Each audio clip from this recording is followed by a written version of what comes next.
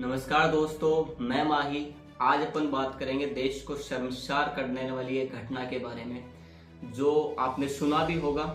आज अपन उसी के बारे में बात करेंगे। आपने थंबनेल देख के समझ आ गया होगा कि हम किस के बारे में बात करने वाले हैं। हाँ, हम कोलकाता रेप केस के बारे में बात करेंगे। और मैं यही बताना चाहूँगा कि प्लीज़ मैं रिकमेंड करूँगा आपको स्ट्रॉन्गली कि आप वीडियो के अंत तक बने रहिएगा ताकि आपको हर एक चीज़ समझ में आए।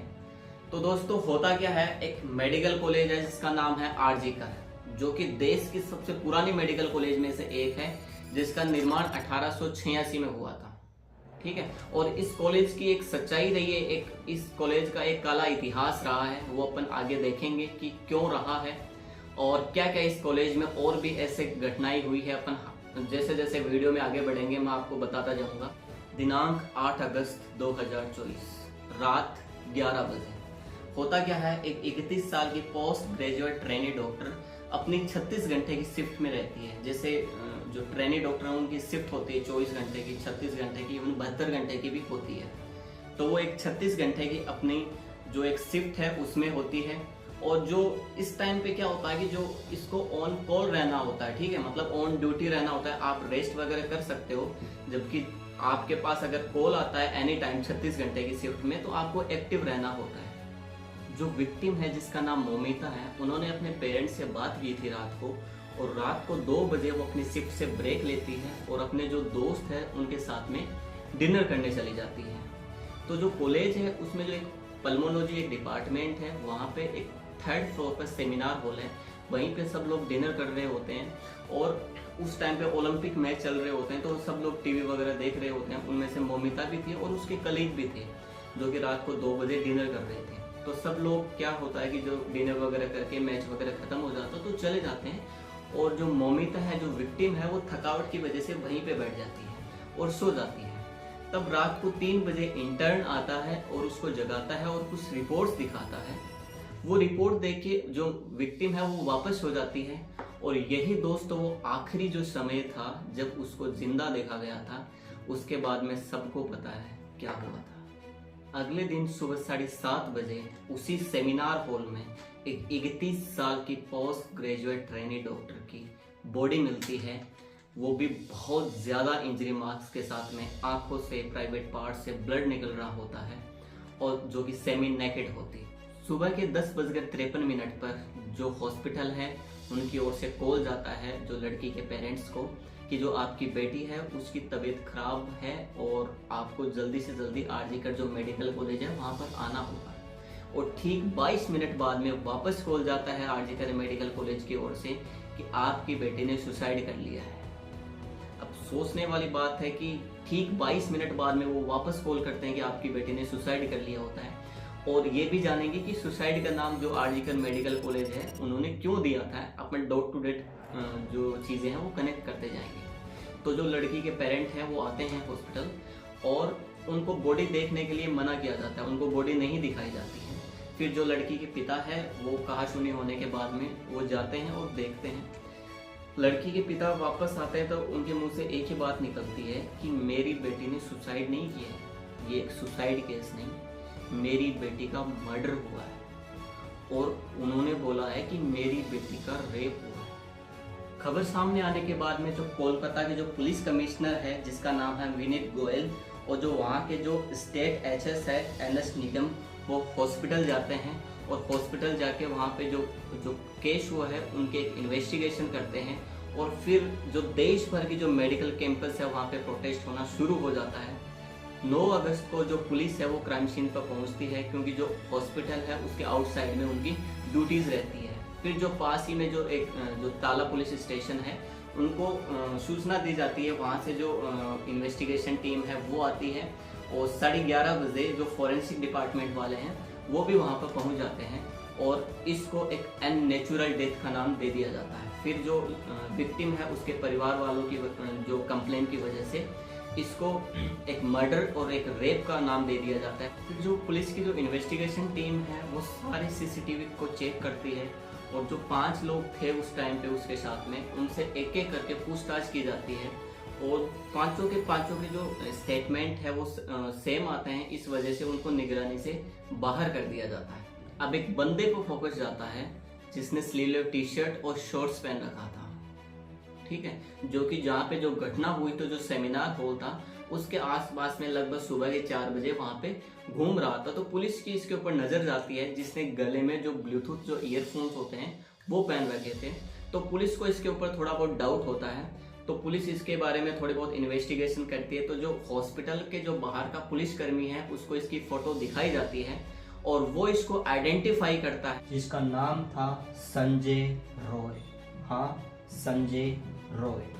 और फिर जो इन्वेस्टिगेशन टीम है वो इसको ट्रैक करती है, जो कि जो कोलकाता की साल्ट लेक के पुलिस बराक में ये पाया जाता है। अब अगले दिन यानी 10 अगस्त को जो पुलिस की जो इन्वेस्टिगेशन टीम है वो वहां पे भेजी जाती है संजय को पकड़ने के लिए, और संजय से वहां पे पूछताछ की जाती है कि जो आपके गले में जो ईयरफोन्स थे, जो ब्लूटूथ ईयरफोन्स थे, वो कहाँ पर है। तो संजय का जवाब आता है कि वो गुम हो गए, ठीक है। तो पुलिस क्या करती है, जो वहां पे क्राइम सीन पे जो ब्लूटूथ मिले थे उसको संजय से फोन से कनेक्ट करती है, जो कि ऑटोमेटिक कनेक्ट हो जाते हैं। वारदात की रात जब संजय हॉस्पिटल में पहली बार घुसा तब उसने दारू पी रखी थी, और वो फिर से रात को 11 बजे हॉस्पिटल के बाहर जाता है, दारू पीता है, और सुबह के 4 बजे फिर से वो वापस आता है। और संजय की जो बॉडी थी उस पे भी जो इंजरी के मार्क्स थे वो देखे गए थे, इसलिए पुलिस को जो डाउट था वो एकदम यकीन में बदलने लगा था। जो बॉडी थी, जो विक्टिम की जो बॉडी थी और जो संजय के जो मार्क्स थे उनके जो सैंपल्स लिए गए थे वो अभी उनकी रिपोर्ट आएगी तो मैं आपको इन्फॉर्म करूंगा। अब क्वेश्चन उठता है कि संजय रॉय है कौन। इसके 2 बहनें हैं, एक सिविक वॉलंटियर है और एक कोलकाता पुलिस में सब इंस्पेक्टर है। एक इंटरव्यू में संजय रॉय की जो बहन है उसने बताया कि हम इसको परिवार का कलंक मानते हैं। जो संजय के जो परिवार वाले जो पड़ोस वाले हैं वो भी उसको कलंक ही बोलते थे, ठीक है। और उसकी बहन ने बताया कि इसको फांसी दे दी जानी चाहिए, और मैं इसके बारे में ज्यादा बात भी नहीं करना चाहती। संजय रॉय ने सन 2019 में जो कोलकाता पुलिस का जो डिजास्टर मैनेजमेंट ग्रुप है उसको as a civic volunteer join किया था, जिसकी सैलरी थी लगभग 12,000 रुपये, जो कि एक कॉन्ट्रैक्ट बेस होता है। अपने आप में एक कंप्लीट पुलिस नहीं मानी जाती है। जो ट्रैफिक वगैरह होती है उनको कंट्रोल करने में ये सिविक वॉलंटियर काम करते हैं, हेल्प करते हैं। और संजय रॉय जो था वो अपने आप को एक कंप्लीट पुलिस में बताता, किसी को कांस्टेबल बताता तो किसी को कुछ और बताता, और वो अपने जो उसकी बाइक थी उस पर भी पुलिस नाम लिखवा के रखता था। पुलिस नाम का जो स्टिकर था वो उसकी बाइक पे रहता था और लोगों को यही बताता था कि मैं पुलिस में हूँ। जो हॉस्पिटल स्टाफ है उन्होंने बताया कि जो संजय रॉय है इसका इस हॉस्पिटल में आना जाना रहता था, क्योंकि जो इस कॉलेज का जो प्रिंसिपल है संदीप घोष, उसके साथ में काफी करीबी रिलेशन था। और संजय रॉय है उसके खिलाफ ये पहली कंप्लेन नहीं थी, संजय के खिलाफ पहली कंप्लेन नहीं थी। इससे पहले भी मई 2023 में उन्होंने अपनी 3 महीने की प्रेग्नेंट बीवी को लात मारी थी, तब भी उसके खिलाफ में कंप्लेन की गई थी। और जो संजय की जो सास है, जो संजय की सास है जिसका नाम है दुर्गा देवी, उन्होंने भी बयान में बताया कि वो जो उसकी बेटी है उसके साथ में बहुत ज्यादा मारपीट करता था। और इन सब चीजों को देखें तो जो पुलिस है वो ये सोच रही है कि इसमें संजय का हाथ नहीं है, ठीक है, संजय का ही हाथ नहीं है, इसमें मल्टीपल लोग हो सकते हैं। जो ऑटोप्सी जो रिपोर्ट आई है उसके अनुसार भी ये काम कोई एक इंसान नहीं कर सकता है, ये लगभग 4-5 लोगों ने ये सब मिलकर काम किया है। और ऐसा माना जा रहा है कि संजय की आड़ में ये लोग कुछ ना कुछ तो छुपा रहे हैं। जो यहाँ की जो गवर्नमेंट है, जो एक गुंडा गवर्नमेंट बोलूंगा, या कुछ ना कुछ बड़े चेहरे को छुपा रही है संजय रॉय की आड़ में। 9 अगस्त को 4:40 पर रिपोर्ट आती है और जो मैट्रेस है वहां पर बाल गिरे मिलते हैं और भी मेजर इंजरीज पाई जाती है। अब इंजरीज के बारे में आपको क्या ही बताना, आपको पता है, आपने भी सुना होगा, और मैं इस वीडियो में बताना भी नहीं चाहता ये सब चीजें। तो जो आरजीकर मेडिकल कॉलेज है उसका एक फॉर्मर स्टूडेंट है जिसका नाम है डॉक्टर सुवर्णा गोस्वामी, उन्होंने रिपोर्ट पढ़कर बताया कि इस रिपोर्ट के अनुसार मल्टीपल टाइम पेनिट्रेशन हुआ है, मल्टीपल टाइम, यानी ये सब चीजें एक इंसान ने नहीं की है, इसमें मल्टीपल लोग इन्वॉल्व थे, ठीक है। और जो आज के टाइम पे जो सोशल मीडिया पे मैं देख रहा हूँ खबरें आ रही है कि जो वेजाइना है उसमें 150 ग्राम सीमन मिला है, ये वो, तो ये सब फेक है, ये सब नहीं है। जो द टाइम्स ऑफ इंडिया है उसके अनुसार ये सब जो खबरें हैं वो एकदम झूठी है, ठीक है। आपने आर्टिकल पढ़ा होगा टाइम्स ऑफ इंडिया का, उन्होंने बताया कि ये सारी चीजें झूठी है। और बिना एफआईआर के पोस्टमार्टम कैसे कर सकते हैं? यही हुआ, लड़की का जो पोस्टमार्टम है वो बिना एफआईआर के किया गया था।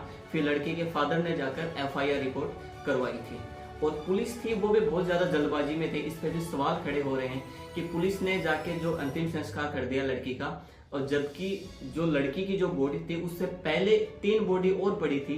तो ऐसा सवाल उठ रहे हैं कि क्या जल्दबाजी थी पुलिस को इस अंतिम संस्कार करने की, क्या ऐसा चीजें छुपाई जा रही थी कि पुलिस ने बिना पूछे अंतिम संस्कार किया गया था लड़की का, जबकि जो विक्टिम थी उससे पहले 3 डेड बॉडी थी वो पहले और पड़ी थी, तो वो हटाकर पहले जो विक्टिम थी उसकी डेड बॉडी का अंतिम संस्कार किया गया। और इन्वेस्टिगेशन कंप्लीट भी नहीं हुई थी कि सारा का सारा मामला ममता गवर्नमेंट के विपक्ष में चला जाता है। क्यों? रीजन ये है कि जो वारदात की 3 दिन बाद में जो वहां का जो प्रिंसिपल है संदीप घोष, वो अपने पद से इस्तीफा देता है और ममता गवर्नमेंट उस इस्तीफे को स्वीकार ना करके उसका ट्रांसफर कर देती है दूसरी कॉलेज में, जिसका नाम है कोलकाता नेशनल मेडिकल कॉलेज। और उस कॉलेज में ट्रांसफर तो कर दिया गया है, जबकि वहां पर प्रिंसिपल भी बना दिया जाता है। वाह दीदी वाह, क्या बात है। इसी से समझ आता है कि एक लड़की की सबसे बड़ी दुश्मन एक लड़की होती है। ठीक है, वही प्रिंसिपल जिसका बयान आपने सुना होगा, जो विक्टिम है उस पे वो आरोप लगा रहा है कि सेमिनार हॉल में इतनी देर रात को जाना ये सही नहीं था। क्या बात है। और जो प्रिंसिपल है संदीप घोष, उसकी इज्जत और जो उसकी रेपुटेशन है उसका अंदाजा आप इसी बात से लगा सकते हो कि जब वो अपॉइंटमेंट के लिए गया तो वहां पर जो स्टूडेंट थे, जो जूनियर इंटर्न थे, जो डॉक्टर थे, उन्होंने गेट बंद कर दिया था। अब देखिए उसकी क्या इज्जत है। ठीक है, और ममता दीदी ने उसका ट्रांसफर कर दिया गया, जबकि वहां वाले बोल रहे हैं कि इसको नहीं आने देना यहाँ पर। और जो संदीप घोष है उसका जो टीएमसी है, जो ममता की पार्टी है, उसके साथ में काफी क्लोज रिलेशन थे, क्योंकि ममता का काम है गुंडों को पालना और वो पालती आई है हमेशा से। और जो आरजीकर मेडिकल कॉलेज है उनका एक फॉर्मर डिप्यूटी सुपरिटेंडेंट है जिसका नाम है अख्तर अली।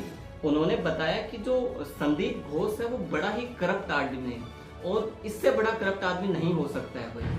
आप आवाज सुन सकते हो उसकी। होता था सब जगह वो पैसा खाते थे, स्टूडेंट है उन लोगों को बैठ करके शराब वगैरह पिलाते थे, स्टूडेंट लोगों से आंदोलन भी करवाते थे, माफिया राजा बोल सकते, बाउंसर को लेके चलते थे।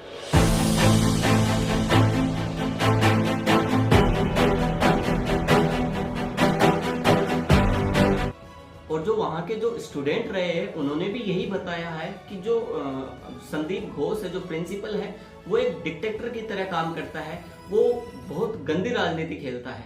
उन्होंने ये साफ साफ बताया है। और अब होता क्या है कि जो ममता गवर्नमेंट है उस पर से लोगों का भरोसा उठ जाता है और केस थमा दिया जाता है सीबीआई के हाथों में।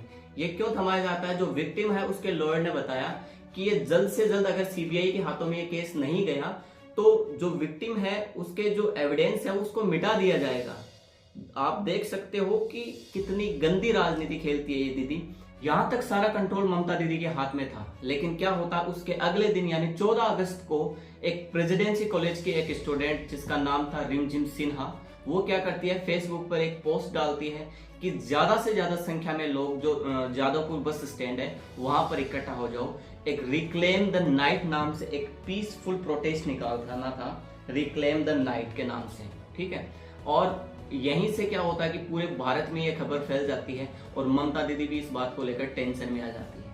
जब प्रोटेस्ट आउट ऑफ कंट्रोल हो रहा था तब लगभग 7 से 8 हजार लोगों की भीड़ आती है और जो आरजीकर मेडिकल कॉलेज है उसकी दीवारों पर से कूदकर अंदर घुस जाती है और जो कॉलेज के सीसीटीवी कैमरे हैं और जो एमआरआई मशीन है वो तोड़ दिए जाते हैं और जो जहाँ पे क्राइम हुआ था, जो सीन हुआ था, वहां पर भी वो छेड़छाड़ करने की कोशिश करते हैं। और जो स्टूडेंट है वहाँ की, जो आरजीकर मेडिकल कॉलेज है, वहाँ की जो छात्राएं हैं वो भी बहुत ज्यादा डर जाते हैं इस बात को लेकर कि एक पहले वाली घटना से उभरे नहीं थे कि ये दूसरा क्या होने जा रहा है। और जो पुलिस है वो भी इस पे कंट्रोल नहीं कर पाई, इवन वो तो टॉयलेट में जाके छुप गई थी। और आप देख सकते हो कि जो हॉस्पिटल है उसका क्या हाल कर दिया इन लोगों ने, आपको फोटोज दिख रही होगी। अब जनता बहुत ज्यादा गुस्से में आ गई थी, वो जवाब मांग रही थी कि इसके पीछे किसकी साजिश है, इन गुंडों को अचानक किसने भेजा है, इन लोगों को अब लोगों को जवाब चाहिए था इस चीज के लिए। तो जो इंडियन एक्सप्रेस है उन्होंने खबरें निकाली, उन्होंने कुछ बताया, कुछ जो चेहरे हैं उसको फाइंड आउट किया। तो उन्होंने बताया, जो पहली तस्वीर आप देख सकते हो जिसका नाम है सौमिक दास, जो कि एक टीएमसी लीडर है, लोकल लीडर है, सुकांता मिश्रा, उसके साथ में काम करता है। ठीक है, ये भी एक टीएमसी लीडर है, उसके साथ में काम करता है, तो सीधा रिलेशन इसका भी टीएमसी से जाता है। ठीक है, दूसरी फोटो में आप देख सकते हो जिसका नाम है ऋषिकांत मिश्रा, जो कि टीएमसी के लिए काम करता है। और जो तीसरा चेहरा है उसका नाम है शुभोदीप सुंडा, चौथा का नाम है सौम्यदीप, और जो पांचवी लड़की है, ठीक है, इसमें देख सकते हो आप सिर्फ लड़के ही इन्वॉल्व नहीं थे, जो पांचवी है उसका नाम है तुलसी हैदर, जो कि टीएमसी के लिए काम करती है।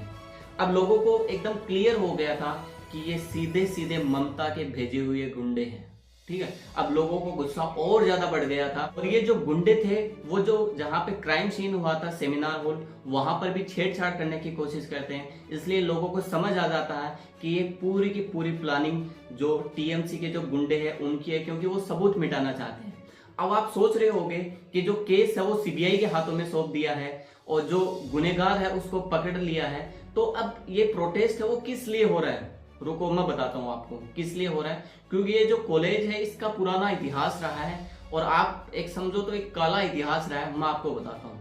तो होता क्या है, 2001 में, सन 2001 में बैरकपुर में एक सौमित्रा बिश्वा नाम का एक लड़का रहता था। ठीक है, और उसने अगस्त 2001 में अपने पेरेंट्स को बताया कि जो आरजीकर जो मेडिकल कॉलेज है वहां पे कुछ ठीक नहीं हो रहा है, मतलब कुछ बहुत अजीब सी घटनाएं हो रही है, बहुत कुछ गलत हो रहा है। उस लड़के ने बताया था अपने पेरेंट्स को। अब कुछ दिन बाद यानी 25 अगस्त 2001 को जो सौमित्रा दास है उसकी बॉडी मिलती है लटकी हुई आरजीकर मेडिकल कॉलेज में। और इसी की तरह जो कोलकाता पुलिस है वो कुछ नहीं करती है, आती है, इन्वेस्टिगेशन करती है और इसको सुसाइड का नाम दे दिया जाता है। फिर जो पेरेंट्स हैं वो गवर्नमेंट से अपील करते हैं, मल्टीपल टाइम लेटर लिखते हैं कि हमारा बेटा ऐसा नहीं कर सकता है, वो बहुत खुश था, वो ऐसे सुसाइड नहीं कर सकता है। तो गवर्नमेंट में नहीं सुना। फिर जो पेरेंट्स है वो कोर्ट में जाते हैं, तो कोर्ट क्या करता है, इसको जो ये केस है इसको सीबीआई के हाथों में तो नहीं देता है, बल्कि सीआईडी के हाथों में सौंप देता है। और लगभग 2-3 साल तक इसकी जो इन्वेस्टिगेशन है, जो जांच है वो चलती है। और जो विक्टिम के दोस्त है उन्होंने बताया, जो वहाँ के स्टूडेंट है उन्होंने भी बताया कि ये लोग क्या करते हैं, पोर्नोग्राफी कंटेंट बनाते हैं। पास ही में एक जगह है जिसका नाम है सोना गांजी, वहां से ये जो सेक्स वर्कर है उनको लाते हैं और इनका जो पोर्नोग्राफी वीडियोस है वो बनाते हैं, और इनके चेहरे को रिप्लेस कर दिया जाता है जो उस टाइम की जो फेमस जो हीरोइन होती है उनके चेहरे से। और हद तो तब पार हो जाती है जब इनके चेहरे को रिप्लेस किया जाता है। अगर मेडिकल कॉलेज में कोई फ्रेश डेड बॉडी आती है कोई फीमेल की, उसके चेहरे के रिप्लेस कर दिया जाता है और बहुत महंगे दामों में बेचा जाता है। और क्या होता है कि सेमिनार हॉल का नाम उस टाइम पे भी सामने आया था। और कई बार क्या होता है कि उस कॉलेज की जो गर्ल्स है, लड़कियां होती है, उनका चेहरा भी लगाया जाता था ताकि जो ये कंटेंट है वो महंगे दामों में बेचा जा सके। और एक दिन जो सौमित्रा है उसकी गर्लफ्रेंड का बर्थडे था, तो उसकी गर्लफ्रेंड की जो फोटोज है उनको वो लोग यूज करते हैं, जो पोर्नोग्राफी जो कंटेंट है उसमें डाल देते हैं। और जो सौमित्रा है उसको इस बात का पता लगता है और वो उससे लड़ने चला जाता है। और हराने की बात तो देखो कि उसी वीक रूम नंबर 15 में जो सौमित्रा है उसकी बॉडी लटकी हुई मिलती है। और इन्हीं सब चीजों को देखते हुए जो आरजीकर मेडिकल कॉलेज के जो स्टूडेंट हैं वो बहुत ज्यादा डरे हुए हैं। वो इसकी जो गहराई से इसकी तहकीकात कराना चाहते हैं, क्योंकि इस कॉलेज की हिस्ट्री बहुत ज्यादा डरावनी रही है। आपको मैं बताता हूँ क्यों डरावनी रही है, सुनिए। अब मैं आपको बता दूं 2003 में अरिजीत दत्ता ने भी सुसाइड किया था इस कॉलेज में। 2016 में जो आरजीकर का जो डिपार्टमेंट हेड है गौतम पाल, उसकी भी डेड बॉडी मिलती थी जिसको बताया गया था कि इन्होंने सुसाइड किया है। और 2020 में जो पोलोमी शाह है उसके केस में भी यही बताया गया था कि इन्होंने सुसाइड किया है। और 2020 में एक इंटर्न की डेड बॉडी मिली थी जिसके बारे में यह बताया गया था कि इन्होंने ओवरडोज की वजह से इनकी मौत हुई है। और 2020 के अलावा भी बहुत से ऐसे केस हुए हैं जिसके बारे में इस कॉलेज का बहुत ज्यादा काला इतिहास रहा है। इन्हीं सब वजह से लेकर जो स्टूडेंट है वो गहराई से तहकीकात करना चाहते हैं इसके बारे में कि क्यों ये कॉलेज इस नाम से बदनाम है, क्यों इस कॉलेज को इतना काला सच छुपा के बैठा है और किसी का भी नाम है वो सामने नहीं आ रहा इस कॉलेज में। और शर्म की बात यह है कि कुछ लोग इसका वीडियो सर्च कर रहे हैं गूगल पर, कोलकाता रेप केस वीडियो। और इससे भी बड़ी शर्म की बात यह है कि उसके आगे पोर्नोग्राफी लगा रहे हैं, Kolkata rape case porn video. ये सबसे ज्यादा सर्च हो रहा है गूगल पर। शर्म की बात अपने देश के लिए कि अपन न्याय दिला रहे हैं या फिर अपन क्या चाहते हैं इसके लिए। तो प्लीज मैं चाहता हूं कि जस्टिस मिले उसको। जो सीबीआई है उसने जो रिपोर्ट है वो जो सुप्रीम कोर्ट है उसको सौंप दी है। अब देखते हैं क्या फैसला आता है। तो आपको यही चाहूंगा कि प्लीज जस्टिस फॉर मौमिता। इस वीडियो को ज्यादा से ज्यादा शेयर करिएगा, ज्यादा से ज्यादा, ताकि लोगों को इन्फॉर्म मिले, लोग अवेयर हो इस चीज के लिए। और थैंक यू सो मच मेरा वीडियो देखने के लिए।